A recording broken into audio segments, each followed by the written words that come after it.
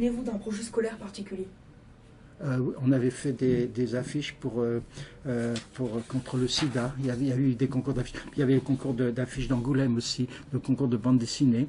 Et puis alors on faisait le concours de bande dessinée, puis il y avait des récompenses. Ils avaient soit des gourdes de coureurs cyclistes, il y avait un joli petit diplôme, et puis on a fait de bande dessinée.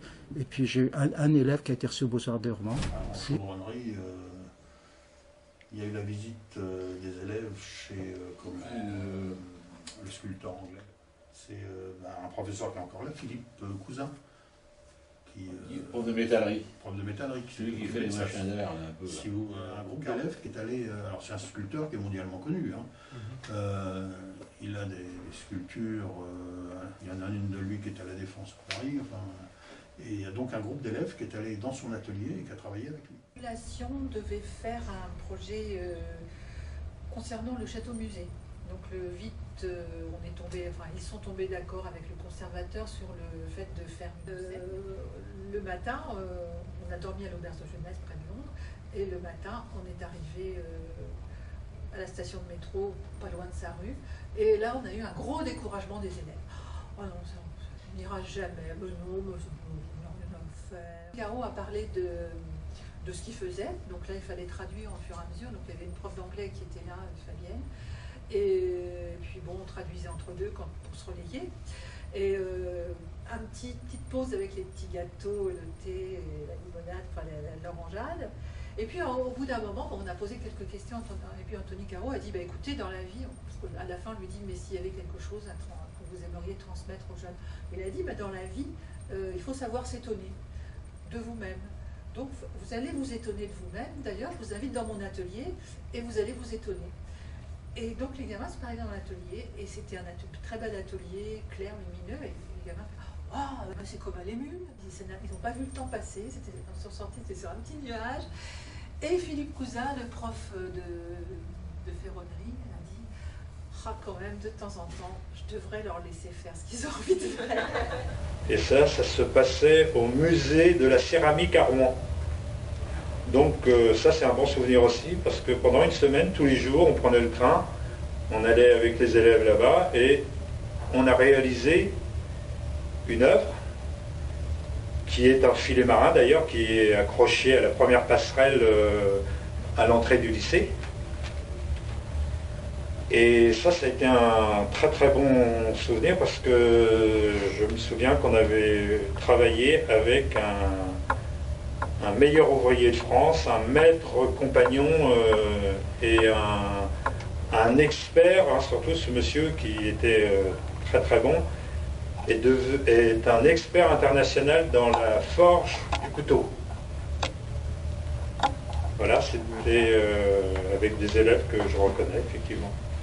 Et vous avez mis combien de temps pour construire l'œuvre? Une semaine.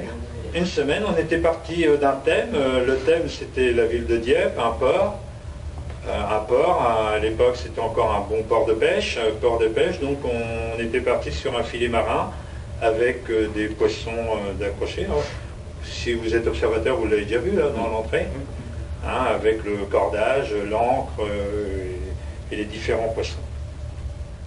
Oui, on a eu j'ai eu pas mal de projets pendant toute la période de formation. Il y en a plusieurs qui m'ont marqué. Il y en a un qui m'a marqué parce que c'était l'anniversaire de l'émulation. Je ne sais plus quelle année, quel âge avait l'émulation à ce moment-là, mais je me souviens qu'on avait fait une présentation qui avait duré une semaine ou 15 jours au Centre Renoir. On avait fait des expositions avec des ateliers de chacun de nos métiers. Et je me souviens, on avait exposé des choses en électro, on avait exposé des grilles avec des différents câblages de moteurs. Zazatel, c'était avec les sculptures, Bon, il y avait un truc un peu araignée, ouais. Voilà, Aluria. Avec David Ferret, on avait travaillé en dessin sur des recherches de robots métalliques avec des engrenages, tout ça. J'ai récupéré avec tous les profs possibles, des choses métalliques, enfin des boîtes de conserve, voilà. Donc le décor était assez énorme, hein, sur oui, je me souviens, 3 mètres de large, sur 2 mètres de haut, une accumulation comme ça de métal. puisque le Zazatal sortait, il naissait en fait d'un tas de métal. L'enfant métal. Voilà. Ouais. Alors, Aluria avait justement un pouvoir de sauver de la rouille, parce qu'après Oui, c'est Zazatal vrai. était rouillé, et le père d'Aluria avait eu le même problème. Et donc elle avait de l'huile, je sais pas, avec un entonnoir, et donc elle sauvait Zazatal. 2006-2007, c'était Robot avec, donc lui c'est Cossard. Cossard, et l'autre c'est Tobor, parce que je disais à Marc, Ah oui. celui avec les pinces là comme ça, parce qu'en fait les élèves donc, avaient fait du verlan quand on avait travaillé sur les noms, donc Tobor c'était Robot, et Cossard c'était ça. Dans un univers concentrationnaire, pour Voilà, des gens un c'est peu ça. décérébrés, à qui on faisait des piqûres Voilà. pour être des robots en fait. Un futur ouais, imaginaire c'est assez, ça, et assez noir. d'après la bombe. ouais, c'est ça, ils avaient transformé le fugitif, il s'était fait rattraper, du coup son âme a été mise par Cossard dans Tobor. Je pense qu'on avait travaillé à plusieurs points. Ouais, je pense qu'il y en a eu plusieurs, ouais. Ouais. Ils avaient dû tous contribuer plus ou moins en fonction de leurs heures.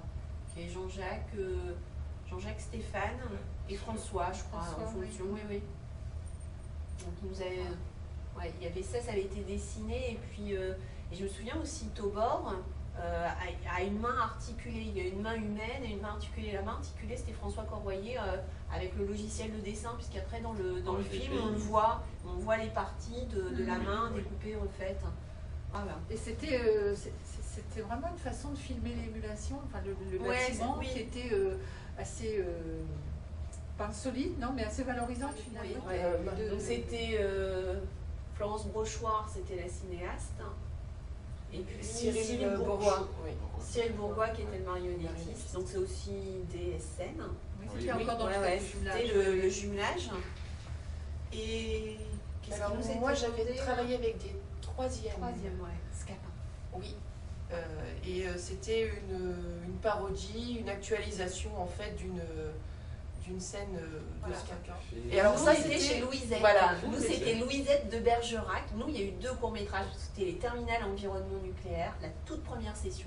On avait fait Voyage en ville avec eux, avec Yvonne Besson la première année quand ils étaient en première, et en terminale on avait fait ça. Et on était allé chez Louisette au Polé. Et l'autre, on l'avait tourné là-dessous, c'était Chaperon Rouge.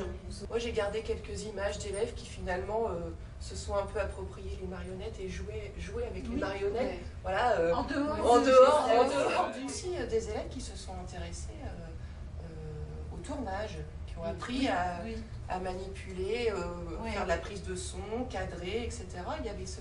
Ouais, c'est vrai. Et il y avait tout un volet avec Florence Brochoir qui était très ouverte aussi, tu sais, sur la prise de son, sur, on a fait pas mal de choses. Elle laissait les élèves elle a son laissé matériel. Alors après c'est l'affaire Maniaca. Ah oui, Maniaca. Donc là, il y a eu un DVD. Donc ça, c'était la Royal Zone. Oui, alors il y a eu 2 choses. Il y a eu, en fait, c'est une histoire qui commence par un film avec ta classe, je ne sais plus lequel c'était. C'était des rock et sel. MPMI Des rock et sel. Oui, parce qu'ils ont fait ça. Oui. Ah Très bien, ils ont fait des sculptures. Voilà. Parce que c'était C'était sur le petit un... moment. Le pitch, c'était sur un vol d'œuvres d'art, c'est ça? Ouais, c'est ça, avec Marc, il en Il avait. reste plein de Ouais, il y avait copies, des- On a une copie de la Joconde. La Joconde, des tournesols. Le personnage particulier dans le film, c'est la voiture rouge. Oui, Voilà. donc la voiture. La voiture rouge qu'on retrouve après, qui fait le fil conducteur avec le théâtre Ouais. de rue, parce que l'histoire se termine avec du théâtre de rue. qui était fait par les premières Alors, micros. les premiers micros, Ouais, c'était toi. c'était les miens, avec Dominique et Isabelle de la Royal Royal Zone. Zone. Le film aussi, hein, c'était Ouais. eux, il y avait Gull aussi. Pour Oui. le book avec Yann Dacosta. Oui, Et absolument. Hélène, Et Hélène de Chafouin, de la compagnie. ce qui est extraordinaire, c'est que l'aboutissement était hors les murs, et qu'on a vraiment, ils ont joué sur la Sur la scène de de... Diabson. Ah oui, là, on c'est était ma grande fierté, 40, ça n'a pas été sans problème. 38 élèves sur scène, et puis nous derrière. Et une salle de plusieurs centaines de personnes. Ouais, hein. c'est Ça une a démarche été- des artistes aussi d'être présents avec les élèves. Ils ont créé un lien. Voilà, dès le début, ils ont été en immersion, Ouais. donc ils venaient manger Avec Pas les cours, hein. élèves, Moi, je les ai et en avec les en élèves, cours ils aussi. venaient Oui. en cours, On est en très cours. discrètement, voilà, ils Ouais. sont intégrés comme ça. Et puis ils ont filmé les élèves au travail, puisque à la fois c'était une pièce de théâtre, c'était le book, qui parlait de la différence de l'autre, de l'intégration, et en même temps il y avait un parallèle, si vous vous souvenez, il y avait des images en atelier, à la fois avec dans le chantier école, mais aussi en électro. Il leur posait des questions sur l'avenir, sur comment tu vois, etc. Ils présentaient à la fois sur eux-mêmes, et donc il y avait un parallèle entre le texte de Fassbinder et leur jeu et leur quotidien. Donc c'était une alternance entre les deux qui était assez bonne. Le décor était minimaliste, mais il était fait quand même par nos élèves. Mais moi justement, ce que quand tu dis Patrice était là avec sa caisse à outils, c'est que chaque fois, il y a toujours eu les profs dits d'enseignement général et les profs d'atelier. On a tous vraiment bossé ensemble et on était tous l'un pour l'autre. Et chaque fois, Brossinante, Stéphane était là avec sa caisse à outils, Patrice était là avec sa caisse à outils pour le C'est groupe. vrai qu'on a le soutien. Et c'est vrai que la culture, je pense qu'on est vraiment chanceux, nous, ici, parce que on est quand même suivis dans les projets, nos collègues d'atelier nous suivent parce que nous, s'ils ne nous suivent pas, ça marche pas. On a besoin d'eux et je crois qu'ils ont besoin de nous aussi pour que les élèves s'intéressent aussi et aient des idées. Donc je pense que c'est une mayonnaise qui La première fois, on a travaillé avec des CAP. Oui, c'est vrai. Jusqu'ici, on n'avait jamais travaillé et ça marche bien. Oui. Travailler sur les fables de La Fontaine, les parodies de fables. C'était ton idée. Oui, il fallait une idée. C'est l'art plastique cette année-là. On a beaucoup fait Même nous, on était plus présents, parce que autant sur les autres projets, on a un œil, mais on n'est pas présent dans tes cours. Voilà, là, vous êtes venus. Là, on est venu plusieurs heures dans ta classe. On a aussi coupé des... Avec Armelle Cadeau, elle avait fait en sorte que les créneaux, quand j'avais la classe et quand tu les avais, oui, ça se... c'était le vendredi après-midi. Non, ça... Vous pouvez aller chez l'un et chez l'autre. Non, c'était... Il y a eu toute cette partie de maquettes qui ont été exposées après à la Villa Pérotte. Donc ça, c'était très agréable. Et en sculpture qui est toujours là aussi, dans le couloir et sur les cartes de cantine. On a pris la cohérence entre les enseignements. Ils voient pourquoi le français ou l'histoire géo a son intérêt en art appliqué, pourquoi l'art appliqué a aussi son intérêt.